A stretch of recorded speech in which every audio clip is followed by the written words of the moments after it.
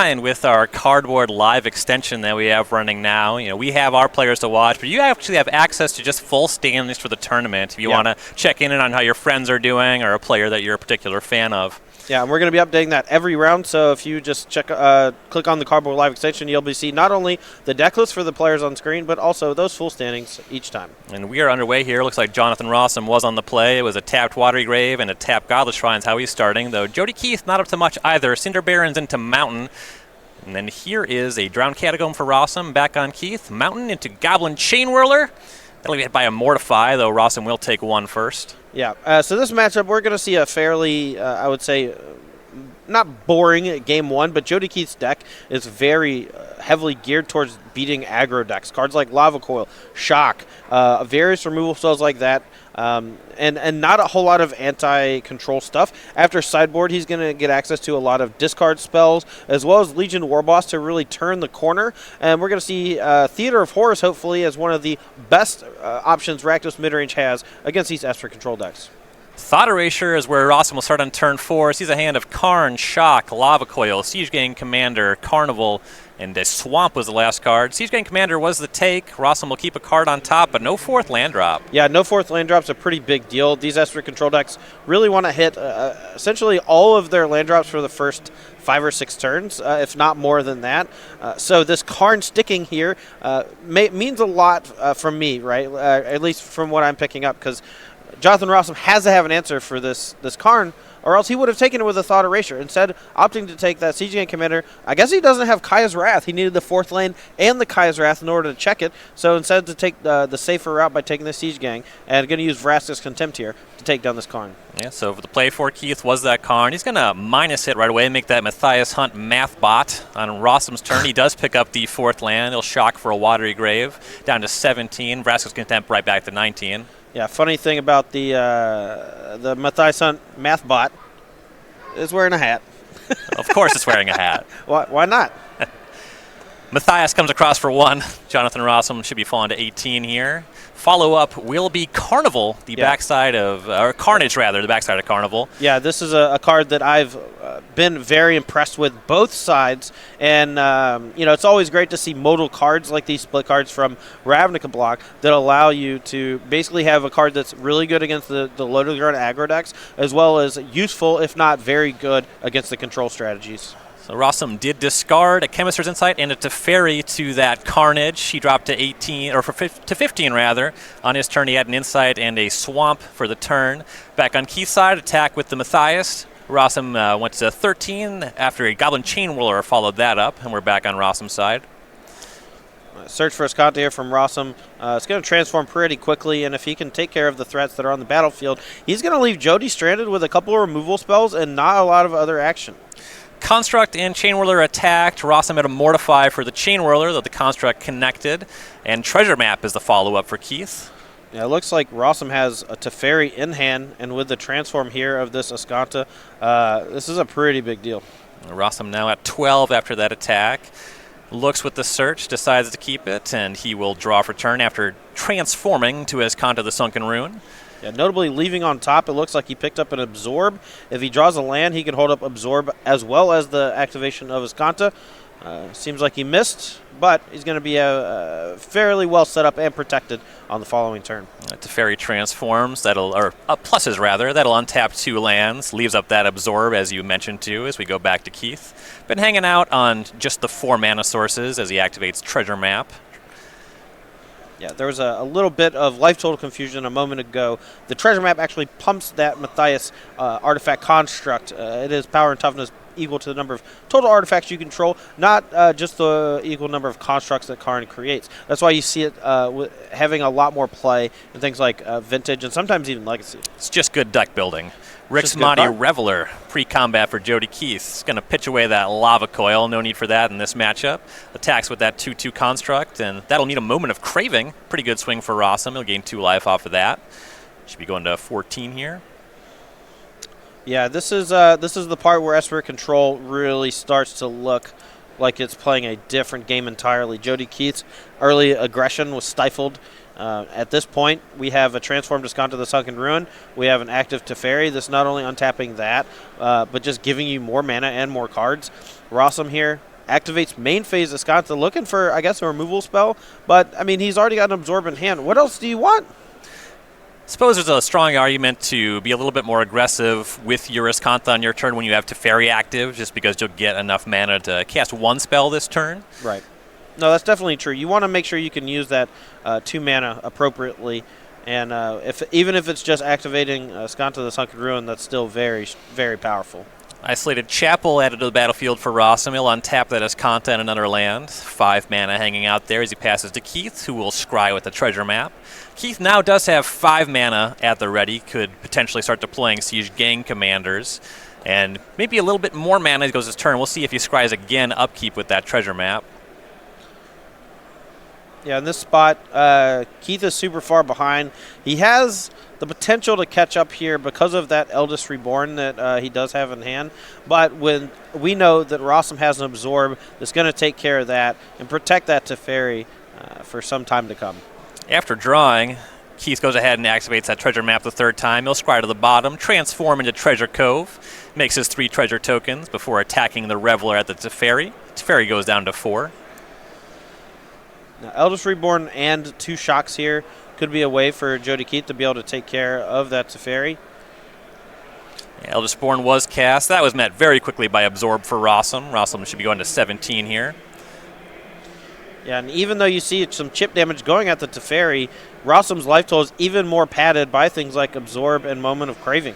The attacks here are going to be lined up at Teferi, so every time that Teferi gets chunked a little bit, that just means Rosum gets to play more turns, which allows him to activate Escanta more times. Thought Erasure is where Rosum will start in his turn. He still knows about a Shock that's been hanging out in Keith's hand, though there is another card he wants to get a look at.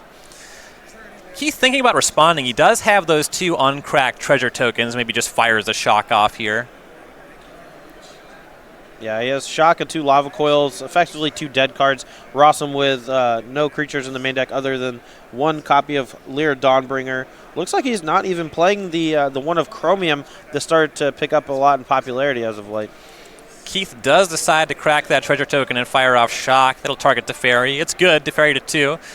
And Rosum will plus that back to 3. Thought Erasure took a Lava Coil. Yeah, Rosum here going to opt to activate his Escanta the Sunken Rune on his own main phase and untapping that with the untap ability from Teferi. So he has the option to end of turn make another Escanta activation or cast one of the spells from hand. A strong pickup. Vraska's Contempt was revealed to the Sunken Rune.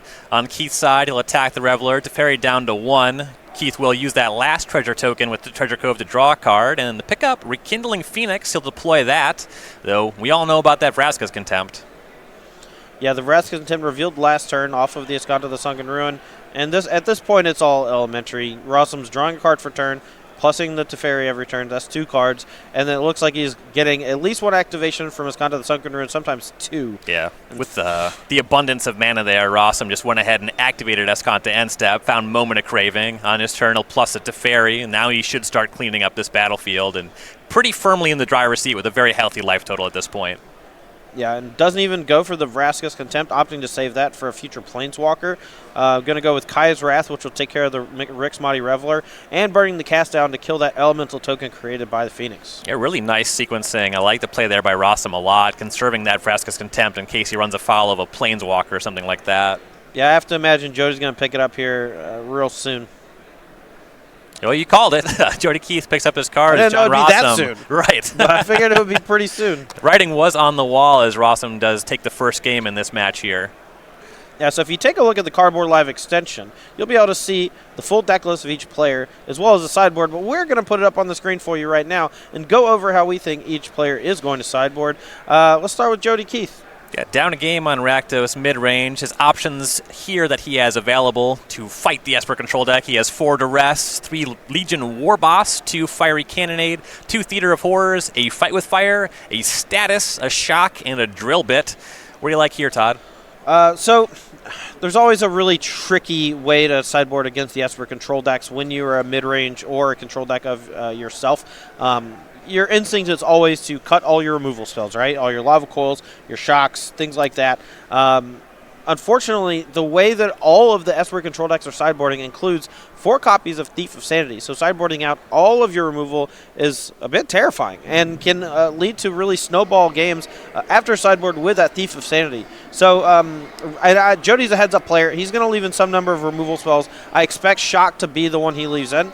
Other than that, though, he can definitely get out the Lava Coils. Probably going to side out the Carnival Carnage, even though the back half in Carnage is useful on occasion. 4 mana is quite a bit for that effect. And since the front half is not good, he can get that out. We're going to be bringing in Duress. We're going to be bringing in Legion Warboss. We're going to be bringing in Theater of Horrors and the Drill Bit. And I think all those cards are going to allow him a bit more play after sideboard and a few less dead cards. Yeah, heavy sideboarding on Keith's side. For John Rosum, what he has brought to the table: 4 Thief of Sanity, 3 Duress, 2 Hostage Taker, 2 Basilica Bellhaunt, a Cast Down, a Moment of Craving, a Cry of the Carnarium, and a second Lyra Dawnbringer out of the board. What do you think he's going to do here?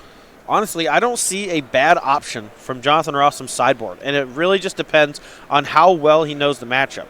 I think Thief Sandy is an obvious slam dunk. He knows that the Rakdos mid-range decks are probably going to side out most of the removal spells, and if it ever hits the opponent one time, you get the best of the top 3 cards, and that's always where you want to be with a 3-mana creature that just creates these snowball effects. The Duresses, they can be hit or miss. They can take away a Planeswalker from your opponent, or something like Banefire after sideboard. Even early on, snagging a treasure map can be a pretty huge deal. Not the hugest fan of Hostage Taker. Basilica Bellhaunt is okay. It allows you to gain some life, which can buffer you against things like Banefire, so may want those, but those are more primarily for the low-to-the-ground mono-red decks. Yeah, so you have the deck list here on the Cardboard Live extension, and if you're looking for a place to try out these standard decks, maybe check out a Star City Games game night. Ooh. Also, at the month of February, we're going to have unique tokens and sleeves. It's going to be Yeti Steady Go as a promotion for this month. You can find information on this at go.starcitygames.com/game night. I know I've said this a lot, but this one is by far my favorite. Yeti Steady Go. It's super cute. A wonderful addition to the creature collection. Yeah, sometimes the art is just super adorable, and this one is a slam dunk in that department, absolutely. Yeah, both players here effectively finished sideboarding. They're just figuring out the last couple cards, and this is sometimes the hardest part, I personally, I know that a lot of times I'll get down to about 12, 13, 14 cards on my sideboard, and I just got to figure out that last one to cut. And half the time, I'm probably making a mistake. Sideboarding is one of the most difficult aspects of Magic. And if you're watching this and you're primarily a Magic Arena player and you are normally playing a best of 1, sideboarding is a huge part of Magic the Gathering, and you're really doing yourself a disservice by not playing those best of 3 queues. Talk about a player who can figure sideboarding out, though. John Rosum is somebody who really just exploded onto the SCG Tour. If you look at his stats from last year, 19 open plays with 8 top 8s and a win. That's crazy. That's incredible. All-time 11 top 8s. Just the 1 win, but still pretty good for a 20-year-old from Spencer, Massachusetts. Yeah, when I was 20, I don't even know if I had a job. I was nearly homeless for a year. Yeah, when I was 20, I was in college and medium employed. The student help kind of quote-unquote work. Yeah, I mean, no, at that point I was working at the Macaroni Grill. I don't know if you've ever eaten there before. I have not. It's okay. What do they serve there? Well, if you ask nicely, they'll bring you the whole grill to eat. Oh, wow. But it comes with the side of macaroni. But that's the whole menu. Macaroni and the grill. I can get behind that. I like really heavily specialized places. Sure. This is what we do. Yeah. It's a macaroni joint. All right, Jonathan Rosum, that's his player slide. He sings and acts. He's been in the melody number of musicals, including Ultra Cup and Footloose. That's a pretty interesting little tidbit about Mr. Rosum. He sings, acts, and uses Axe body spray. He stayed with me for the Minneapolis RPTQ, and I was very upset that he just busted out that can and ruined the smell of my apartment for a week. When you're 20, you just don't know any better. Right. Get you some cologne, John. We're underway for Game 2. Cinder Barons for Jody Keith. Trades with the tapped Watery Grave for John Rosum. And Blood Crypt taps turn 2 for Jody. Not getting on the battlefield just yet. No, but that's okay. As long as he has these real big breakouts on turn 3, 4, and 5, he's going to hopefully put Rosum under enough pressure where he can kind of grind him out. And you see here that Theater of Horrors could play a huge role in the coming turns. Yeah, Glacial Fortress into Thought Erasure for Rosum. Gets a look at the hand. There's an Eldest Reborn, a Mountain, Theater of Horrors. That one's hitting the bin. Siege Gang Commander, Direfleet Daredevil, and a Dragon Skull Summit. Yeah, as you can see, that's a really scary card from the Esper control side of things. If Rosum didn't have a Mortify in hand, that has to be the take. Yeah, you really got to get this one off the table. Something to keep in mind about Theater of Horrors is unlike some other variants of this card, you just keep the cards in exile under it. If you ever deal damage, you can hit them. But here's a huge draw for Jody Keith. Legion War Boss on turn 3 off that Dragon Skull Summit. It's off to the races. There's that Goblin token. Cedric Phillips comes across for 1. War Boss is right. Cedric Phillips is my boss. Coming in for 1, playing the Goblin Rabble Master look very well.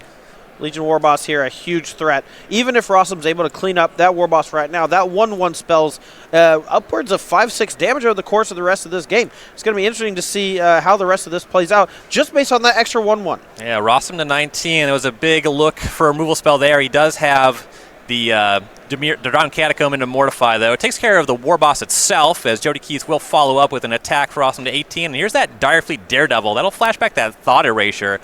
Look at Rosum's hand. We have a Watery Grave, Absorb, Lyra Dawnbringer, Negate, and Hallowed Fountain. Yeah, this is a huge play for Jody Keith. That Direfleet Daredevil really showing off what it can do in these sideboard games. Taking a Thought Erasure, casting it for yourself, stripping the control player of one of their biggest cards, whether that's a key piece of interaction with a counterspell, a key piece of removal that takes care of one of your creatures that might not necessarily, taking away like a Mortify when you're about to play a creature that doesn't die to like Moment of Craving. Those discard spells, especially the Duresses after board as well, could really start to add up. Absorb was the take off the Thought Erasure. Keith will send things back to Rosum, plays that Hallowed Fountain tapped. Rosum's got to be suspicious that Keith has some kind of answer to that Lyra. Yeah, no kidding. Lyra is pretty terrifying, honestly, from most red mages. But this Rakdos deck does have black mana, and black is traditionally very good at dealing with large creatures. Looks like Jody actually is kind of setting Rosum up with an Eldest Reborn on the following turn. If Rosum slays that Lyra Dawnbringer here, that could be all over. Yeah, the Daredevil and the Goblin came across. Rosum to 15. Follow-up, Siege Gang Commander. That's why he took the Absorb. You can't negate that one. Yeah, and again, that's a really key piece of why those discard effects are so powerful against control. He was able to take away the Absorb, stick a creature-based threat on the following turn, stranding that negate. And Rosum knows something up, so he's going to play Thought Erasure here over the Angels, takes that Eldest Reborn and leaves Jody with the Carnival in hand. Surveil is going to put Search for Escanta into the graveyard. Watery Grave tapped, and we'll go back to Keith. I think it's Kai's Wrath or bust. We're going to swing in here for quite a bit of damage. Looks like 8, putting Rosum down to 7. If he just passes turn, Jody Keith can throw a whole bunch of goblins at Rosum's face. Yep, plenty of mana, plenty of goblins. No real reason to do anything else here. No, and with the Carnival Carnage still in hand, he can wait for the Kai's Wrath, throw 2 goblins at the dome, untap, cast the Carnage for the win. Things looking real good for Keith here. Lyra a bit slow when you get this far behind. John Rosum will draw. I mean, you're just seeing the snowball effects of that turn 4 Direfleet Daredevil and Thought Erasure. Everything after that turn has gone so smoothly for Jody Keith. That's where it all fell apart for Rosum. Let's see if he can figure out a way to get back into this game. And you see kind of the weakness of strategies like Esper Control when they have these kind of inefficient cards like Mortify that are trying to catch a bunch of different things. When your opponent just curves out, has some good value cards, you fall behind very quickly, and you see Jody Keith's going to tie things up. Players are at 1-1 in this match. Yeah, that was a really well-played game, well executed from Jody Keith. Timely top deck with that Legion War Boss, and you saw how many points of damage that single token did. Even if Rosum had a sweeper, he was at such a low life total, and it basically all worked out perfectly for Jody. Even if Rosum had that Kai's Wrath on the pivotal turn there at the end of the game, Jody going to throw a couple goblins at the head, untap, and play that exact lethal Carnage.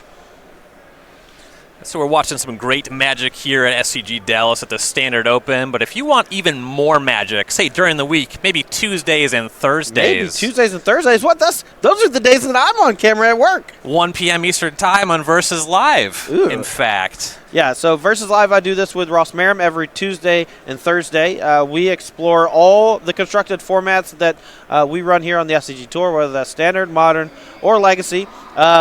Legacy, not so much, because we put a pretty big emphasis recently on Standard and Modern. But you can check that out every Tuesday and Thursday at 1 p.m. at twitch.tv/SCG Tour. That's right here. And if you're watching this on YouTube, make sure to check it out live every Tuesday and Thursday at 1 p.m. Yeah, you can also check the old YouTube videos from previous broadcasts. Ton of great content there. Now, Jody Keith, another player we see pretty regularly here on the tour. He's 10 years John Rosum's senior from New Orleans. He has 14 Opens played last year with 2 top 8s. Doesn't have Rosum's win, but he does have a win lifetime with 6 top 8s. Yeah, if you had told me that Jody Keith was younger than me, I would have not have believed you. Because when I was around, 24, 25, Jody was telling me some crazy stories. He used to be a cab driver in New Orleans, and you would not believe some of the stuff that came out of his mouth. We used to play the Jody Keith game, we called it. So, and he was into this too. We would just name 2 nouns, just any 2 nouns, and he would try to think of a story involving both nouns. Oh, wow. And one time I was just like, okay, I'm going to say gun and Magic Online. And he came up with one. He had someone got into his cab and said they had just got robbed at gunpoint and asked if they could pay him in Magic Online tickets. Wow. Small world. Yeah. Wild world. Yeah. Let's take a look and see if both players are ready to go down in the feature match area. Getting ready here for Game 3. Looks like Rosum is recontemplating his sideboard choices.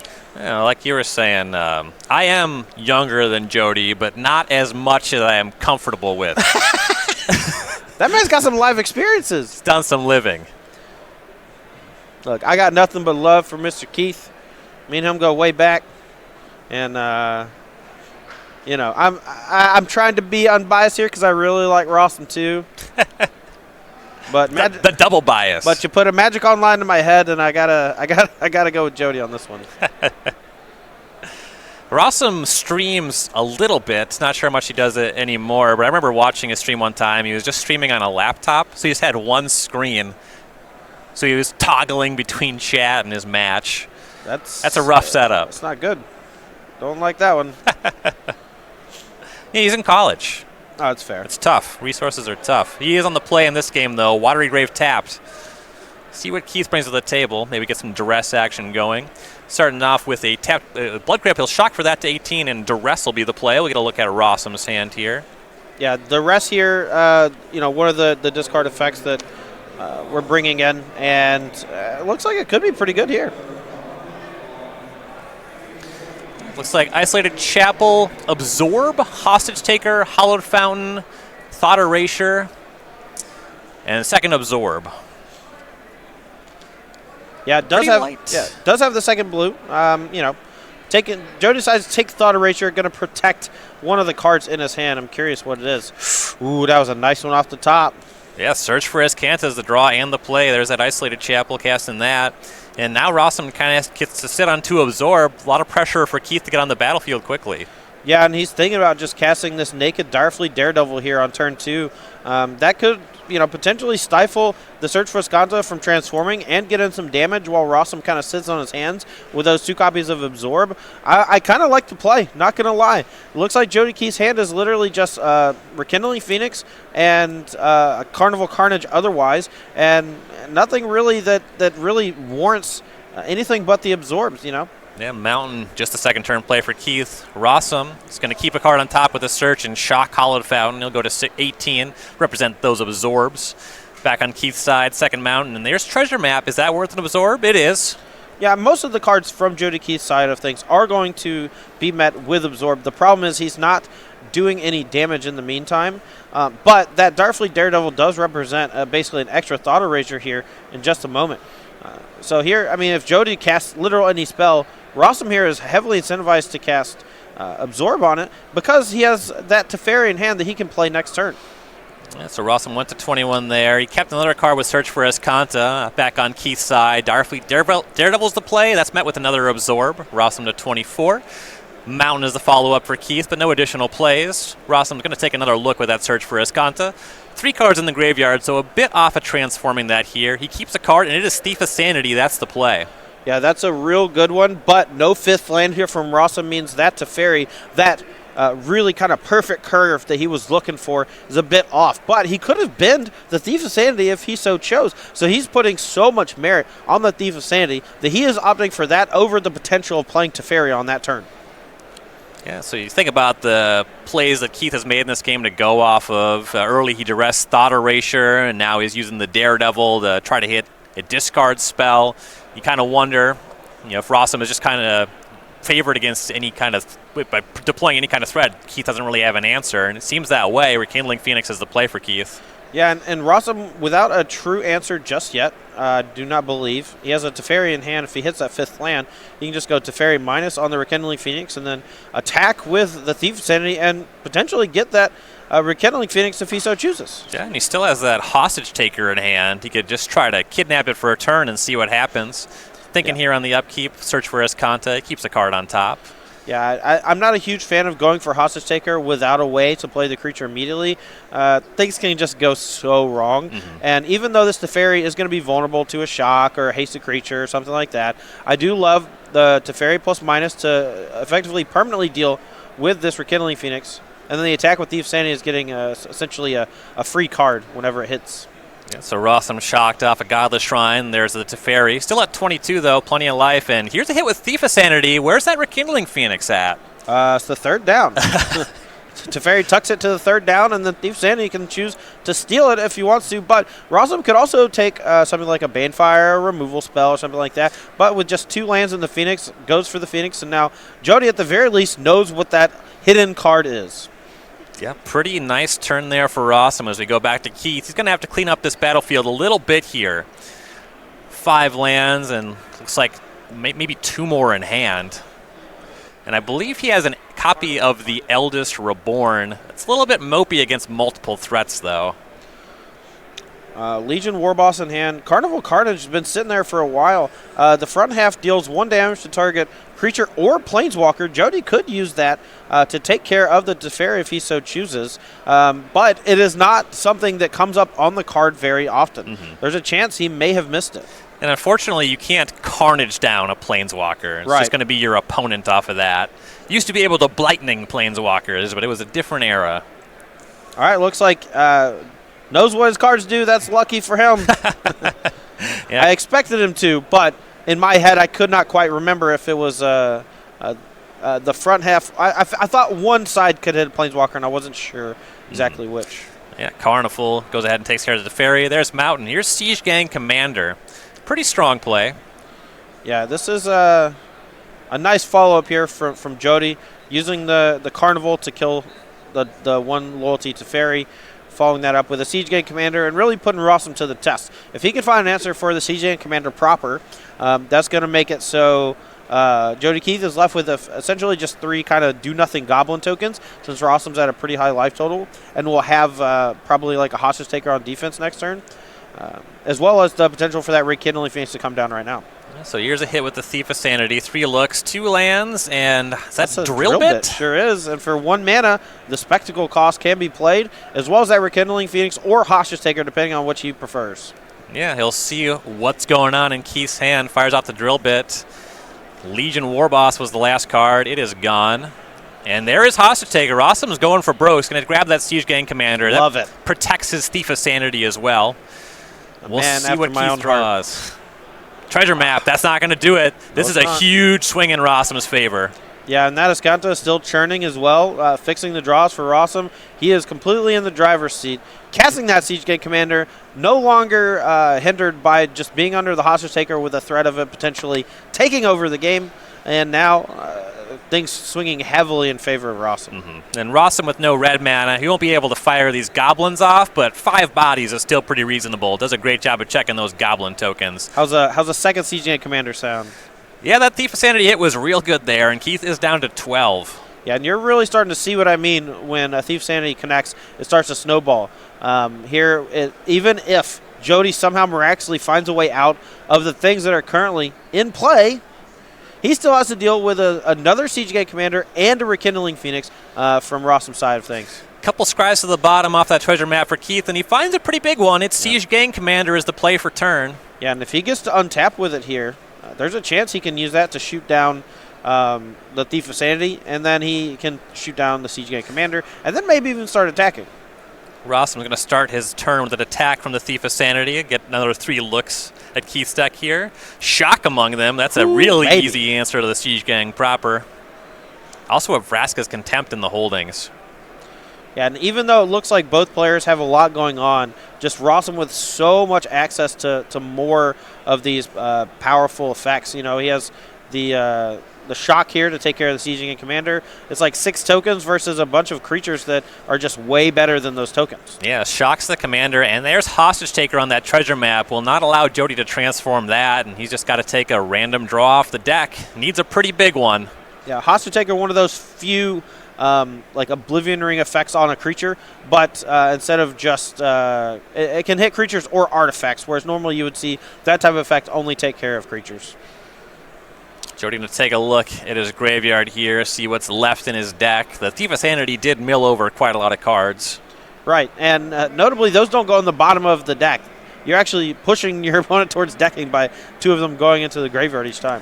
That card is really good and constructed, and he was even better in limited for that reason.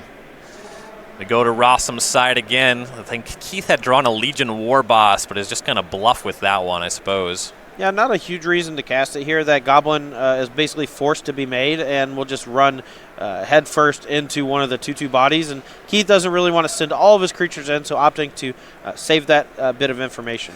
And Rosum is going to transform his search for Escanta by putting a Thief of Sanity from the top into the graveyard. Going to surveil his battlefield position, see if he's ready to attack with more than just a Thief of Sanity. Though he is very far ahead on the battlefield currently. Yeah, I mean, this game is very close to done. Jody Keith's deck does have a couple of really powerful cards that could potentially help him get back in this game, but Siege Gang Commander is one of those, and all 3 of them are gone. He's cast 2, 1 was stolen, and 1 is currently sitting face down on the table under the Thief Sanity's ability. So Rosum, pre-combat main phase, cast that treasure map under the Hostage Taker, and here's a swing with the whole team. 3 Goblin tokens, Siege Gang Commander, 2 Hostage Taker, and Thief of Sanity. Keith has 6 Goblins hanging out to block, but he has to get busy blocking. Right. One of the easiest ways for a deck like Jody Keith's Rakdos midrange deck to come back in this scenario is the really potent combination of Status Statue plus Goblin Chain Whirler, but that's not something that's in his deck. And unfortunately for him, that Thief Sanity just ran away with the game. John Rosum takes it in an easy